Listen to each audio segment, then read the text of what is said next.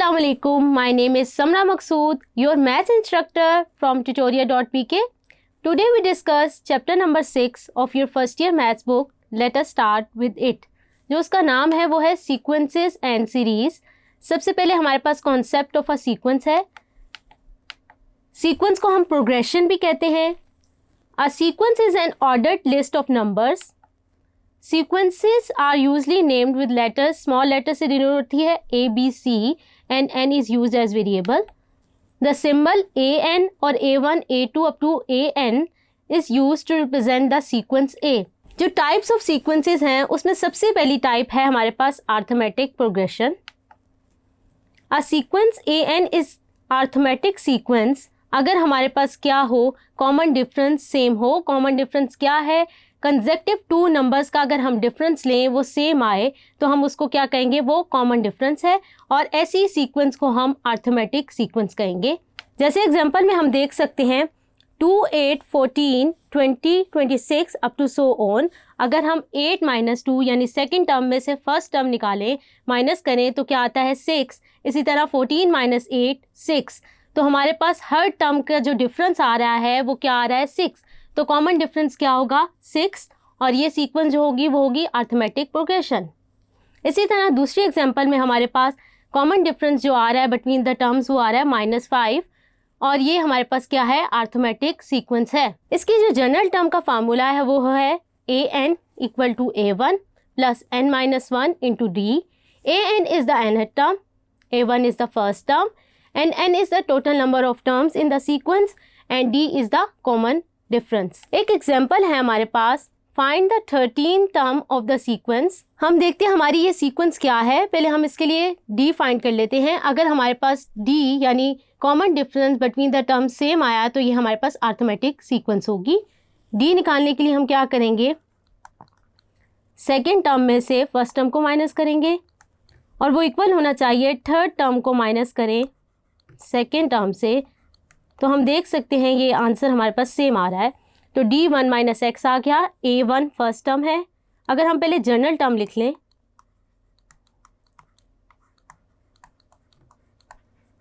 n यहाँ पर कितनी है, n हमने कौन सी फाइंड करनी है 8, 13. a1 हमारे पास क्या है x.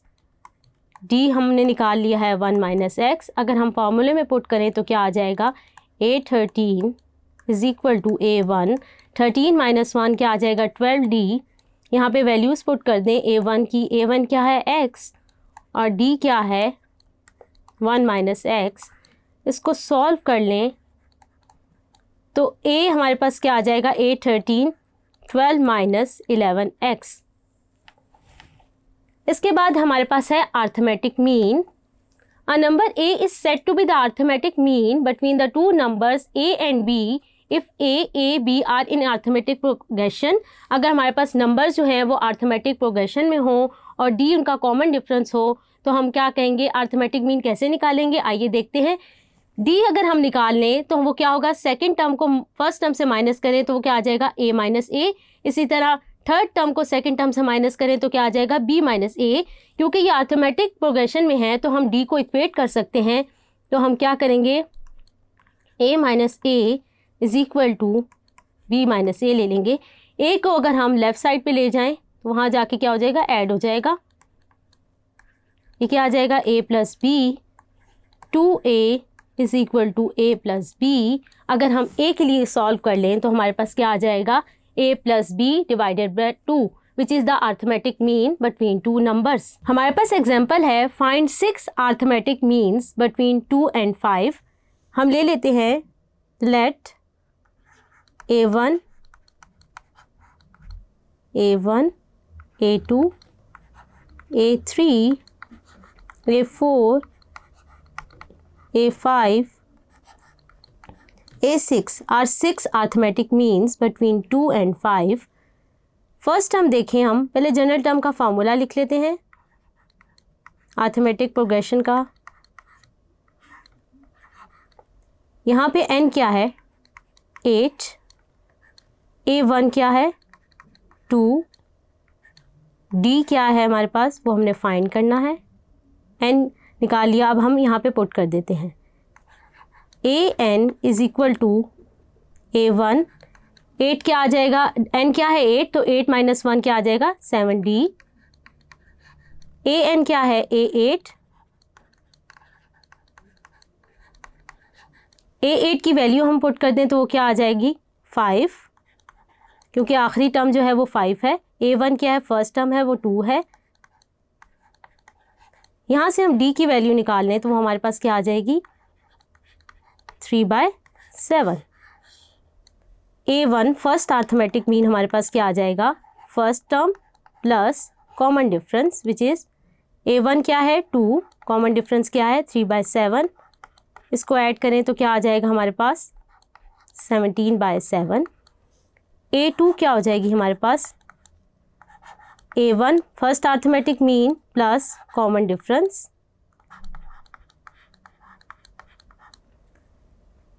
कॉमन डिफरेंस क्या है 3/7, इसको ऐड किया तो क्या आ जाएगा 20/7। इसी तरह बाकी सारे अर्थमेटिक मीन्स भी हम निकाल लेंगे।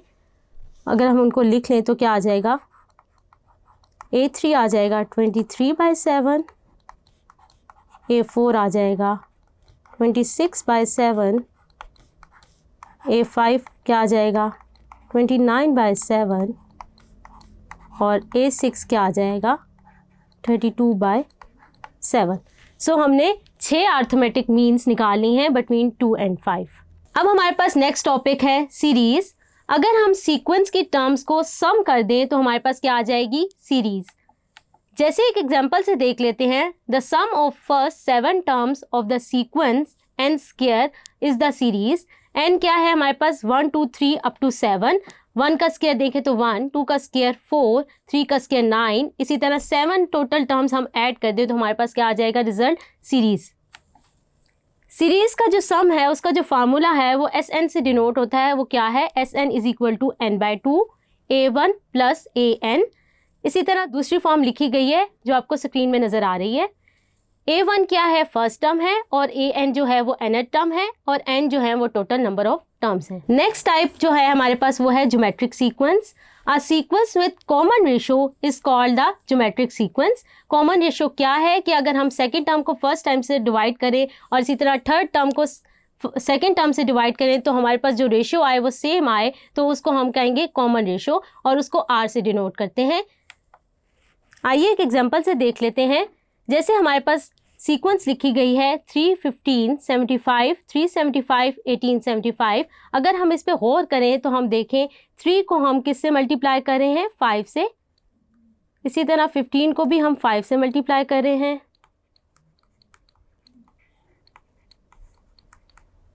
तो यहाँ पर r जो है वो कॉमन रेशो हमारे पास क्या है 5 बिटवीन द टर्म्स, तो इट्स अ ज्योमेट्रिक सीक्वेंस। इसकी जो nth टर्म होगी वो क्या होगी an is equal to a1 r की power n-1। an is the nth term, a1 is the first term and r is the common ratio. Geometric mean, हम geometric progression को geometric progression क्यों कहते हैं, क्योंकि उसमें हर टर्म जो है वो ज्योमेट्रिक मीन होती है of its neighbours. Geometric mean क्या है, a number g is said to be geometric mean between two numbers a and b if a g b are in geometric progression. Therefore अगर हम देखें r निकालें वो क्या आ जाएगा g divided by a, similarly b divided by g, तो ये दोनों इक्वल होगा क्योंकि ये ज्योमेट्रिक प्रोग्रेशन में है। तो हम यहाँ से g की वैल्यू कैलकुलेट कर लें तो हमारे पास क्या आ जाएगा ज्योमेट्रिक मीन का फॉर्मूला, वो आ जाएगा plus minus √ab। Sum of n terms of a geometric series. किसी भी सीक्वेंस an के लिए अगर हमने Sn निकालना है तो कैसे हम लिखेंगे। केस 1 क्या है, ये किस पे डिपेंड करता है कॉमन रेशो की वैल्यू पे। अगर कॉमन रेशो की वैल्यू लेस देन 1 है तो उसके लिए जो फार्मूला होगा वो केस 1 स्क्रीन पे लिखा नज़र आ रहा है। सेकंड केस 2 क्या है हमारे पास, r अगर हमारे पास ग्रेटर देन 1 हो तो Sn का फार्मूला स्क्रीन पे लिखा नज़र आ रहा है। इसके बाद है हमारे पास इनफाइनाइट ज्योमेट्रिक सीरीज। ऐसी सीरीज जिसकी हमारे पास फाइनाइट टर्म्स ना हो उनको हम कैसे ऐड करेंगे। इसके लिए हमारे पास एक केस है कि अगर r की वैल्यू लेस देन हो तो उसका फार्मूला क्या होगा, s is equal to limit n tends to infinity Sn is equal to a1 1 minus r, और r जो है वो नॉट इक्वल टू 1 होना चाहिए क्योंकि डिनोमिनेटर में अगर 1 डालेंगे तो इन्फिनिटी अपीयर हो जाएगा। केस 2 में हमारे पास अगर r ग्रेटर देन 1 हो तो हमारे पास सीरीज जो है वो डाइवर्ज करती है, so there is no sum, sum does not exist when r is greater than 1। इसके बाद है हमारे पास harmonic progression. A sequence of numbers is called harmonic sequence और harmonic progression if the reciprocal of it terms are in arithmetic progression. हमारे पास ऐसी कि अगर हम रेसिप्रोकल लें तो हमारे पास टर्म जो आ जाएं वो अरिथमेटिक प्रोग्रेशन में आ जाए। आइए इसको एक एग्जांपल से समझ लेते हैं। जैसे कि हमारे पास एक सीक्वेंस लिखी हुई है 1, 1/3, 1/5, 1/6, 1/7 इज हार्मोनिक सीक्वेंस।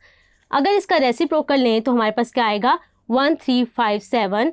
ये जो है वो किस में है, AP में, यानी अरिथमेटिक प्रोग्रेशन में, क्योंकि टर्म्स के दरमियान जो कॉमन डिफरेंस है वो है सेम। इसके बाद है हमारे पास harmonic mean. A number h is said to be the harmonic mean between two numbers a and b if a, h, b are in harmonic progression. अगर हमारे पास नंबर हार्मोनिक प्रोग्रेशन में हो, हम उनका हार्मोनिक मीन कैसे निकालेंगे? हमें पता है अगर a, h, b harmonic progression में है तो इसका रेसिप्रोकल लें 1/a, 1/h, 1/b are in arithmetic progression. हमें पता है कि अरिथमेटिक मीन हमारे पास क्या होता है, टू नंबर्स का a + b डिवाइडेड बाय 2। अगर मैंने हार्मोनिक मीन निकालना है तो मैं क्या करूँगी, 1/a यानी अरिथमेटिक प्रोग्रेशन की टर्म्स को ऐड कर दूंगी और डिवाइड कर दूंगी 2 से। यहाँ से मैं h के लिए सॉल्व कर लूँगी तो मेरे पास क्या आ जाएगा, हार्मोनिक मीन का जो फार्मूला आएगा वो क्या आएगा, 2ab divided by a + b। अभी हमने arithmetic, geometric and harmonic means को डिस्कस किया है। इन तीनों के दरमियान क्या रिलेशन है, आइए देख लेते हैं। हमने तीनों के फॉर्मूले लिख लिए, अरिथमेटिक मीन का लिख लिया, ज्योमेट्रिक मीन का लिख लिया और हार्मोनिक मीन का लिख लिया। अगर हम a को मल्टीप्लाई करें h से यानी हार्मोनिक मीन से तो हमारे पास आंसर क्या आ जाएगा, a + b हमारे पास क्या हो रहा है, कैंसिल आउट हो रहा है, 2b कैंसिल आउट हो रहा है और सिर्फ जो बच रहा है वो क्या है, ab, यानी ये किसके बराबर आ जाएगा, g²। यानी हमारे पास क्या आ गया इसका relation, a × h is equal to g²। इसमें हमारे पास दो केसेस आ जाते हैं। केस 1 क्या है कि अगर a, b any 2 distinct positive real numbers हैं तो हमारे पास हमेशा जो है वो अरिथमेटिक मीन ग्रेटर देन होगा geometric mean and geometric mean is greater than harmonic mean. Case 2 क्या है, अगर हमारे पास a, b are any 2 distinct negative real numbers हैं तो अरिथमेटिक मीन जो है वो लेस होगा ज्योमेट्रिक मीन से और ज्योमेट्रिक मीन लेस होगा हार्मोनिक मीन से। इसके बाद हमारे पास कुछ फार्मूला फॉर द सम्स आ जाते हैं। इसके लिए हम सिग्मा नोटेशन यूज़ करते हैं। सिग्मा नोटेशन जो है वो क्या रिप्रेजेंट करता है, सम ऑफ डिफरेंट टाइप की टर्म्स को। जैसे कि पहले हमारे पास लिखा गया है 1 + 2 + 3 यानी सम ऑफ नेचुरल नंबर्स, उनको हम क्या कहते हैं, सिंपली k का नाम दे देते हैं। 1 is the lower limit and n is the upper limit. इसी तरह अगर हम sum of squares of natural number ले लें तो उसको हम डिनोट करते हैं k² से। इसी तरह तीसरा हम देखें क्या है हमारे पास, sum of cubes of the natural numbers, तो वो k³ से डिनोट होता है। इसके बाद हमारे पास कुछ फॉर्मूले हैं। समीशन k को हम जो है वो सिंप्लीफाई कर लें तो हमारे पास क्या आ जाता है, ये फॉर्मूला है हमारे पास, summation k is equal to n + 1 divided by 2।